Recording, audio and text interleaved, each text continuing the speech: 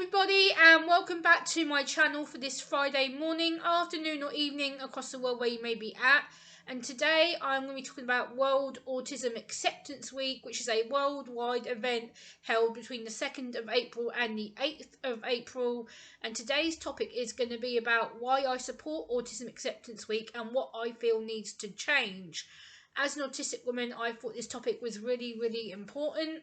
So I do have my little script here. As you guys know, I do script a lot of my topics.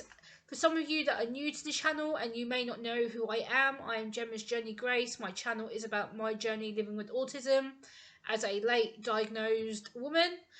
And this week is World Autism Week, so I am really pleased that you've joined my channel. Thank you so much for subscribing and clicking that notification bell. I really do appreciate it. So, without further ado, let's get into the topic of today. So, as many of you know, it is World Autism Awareness Week or World Autism Acceptance Week. It is a week to promote autism and autistic people's lived experiences of how they experience their autism. From my own autistic personal experience of being a light diagnosed adult who was diagnosed at the age of 25, I had to go through most of my life without knowing that I was indeed in fact on the autism spectrum. Since receiving my diagnosis in 2014, things have slowly started to make sense and fall into place. Unfortunately, there is still stigma attached to females and autism due to the way that autism presents in females, and that we mask and mimic our struggles so much so that it makes assessing and diagnosing women difficult. Why do I support World Autism Acceptance Week? I support World Autism Acceptance Week because it helps the general public to get educated about what the autism spectrum is, and this includes the traits and behaviours to look out for and how to support the individual in your life who you may be associating with, whether that's a loved one, a colleague, a friend, an associate. It's a week to get autistic voices listened to and their stories to be heard and believed. I am very passionate at advocating and training professionals in my local hometown community to make the communication easier between autistic people and the neurotypical community. The neurotypical community is people who don't identify as disabled or are non-disabled or don't identify with being in the disabled or autistic or disability community at all, and helping us to work in collaboration and co-production on how to best involve and support autistic people when it comes to local government legislations and local politics legislations. As an autistic person myself, to make sure that we are involved at every stage of the legislation directions and decisions for our needs. What I feel strongly now needs to change in the community is better employment and training support, as only currently 29% of all autistic people are in paid employment or work.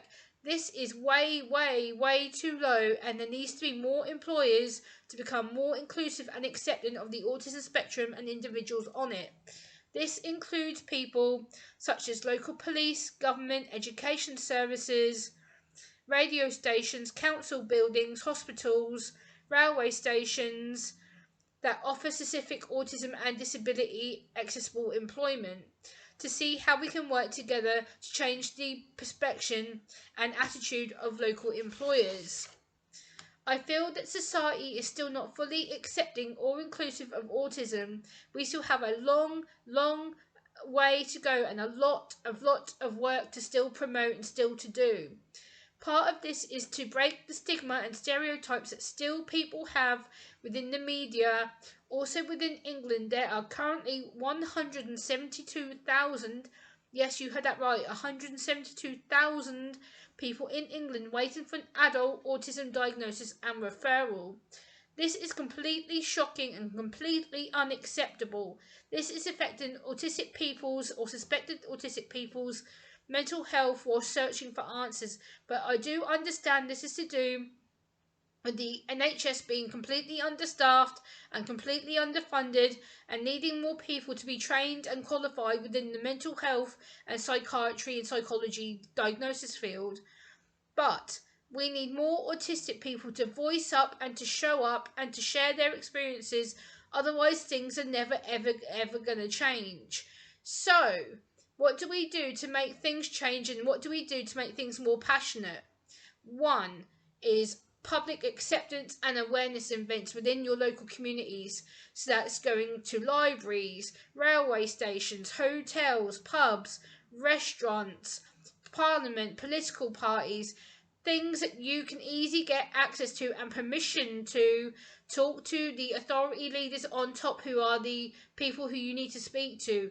Number two, social media campaigning, whether this is online or in person, walking around the streets, walking around your hometowns, walking around your hometown villages, or your home states, your home counties where you may be based if you're abroad, but here in the UK, towns, cities where you're based, speaking to newspapers, radio stations, local newspapers, council buildings, university buildings, community centres, schools, residential homes, retirement homes, places that you again can get entry to speak to somebody, to open up the autism and disability discussion, to make things more easier when it comes to the round table talking of disability and acceptance and awareness. Also, inviting autistic people and their loved ones and their friends and their carers and their work colleagues around the table to discuss how we are going to make changes within 2024 and going onwards, because there is still a lot more that we should be doing, and unfortunately it isn't working because it needs funding, it needs autistic people's involvement, their voices, their stories, their experiences. There needs to be better support within the health system, because again, that is so underfunded and understretched right now, and the NHS can only do so much with what they have been allowed or been given. The local adult autism service in my area in the UK can only provide a short term diagnosis and referral, because that's what they are qualified and been given the allowance to do. They unfortunately can't provide after diagnosis services. They can signpost to other services that can do that, but again, that should be something they should be able to do, because a lot of people then go from having the diagnosis to then, now what? And they're left in complete limbo and complete stress and disappointment. So again, there needs to be more funding for aftercare diagnosis services, because we should be having more. We are entitled to more help and support, and unfortunately this isn't going to change unless we speak up, we voice up, we show up at places to promote autism and shout out for our needs, because if we don't speak up for our needs, who will? This needs to be a ongoing discussion. It's not, I'm not promoting violence or anything like that. I'm just saying we need to voice up, we need to speak up, we need to go to local meetings, whether that's a health board, a council meeting, a parliament meeting, a school board meeting, anywhere that has autism or autistic people attending, or has autistic people being patients, like doctors' surgeries is another thing that we should be talking about. And I think the more we open up this discussion and get more better supports for autistic people, the easier this discussion will become. But until things start moving forward like this, we're not getting anywhere. There isn't any support, and this does extremely worry me, because as an autistic late diagnosed woman myself, this isn't going to change unless all of us come together, campaign together, speak up together, because I, as one autistic woman in my part of the UK, can only do so much to get my public profile out there, get my needs recognised, get my support on to what I need it to be, and I can only push it so far.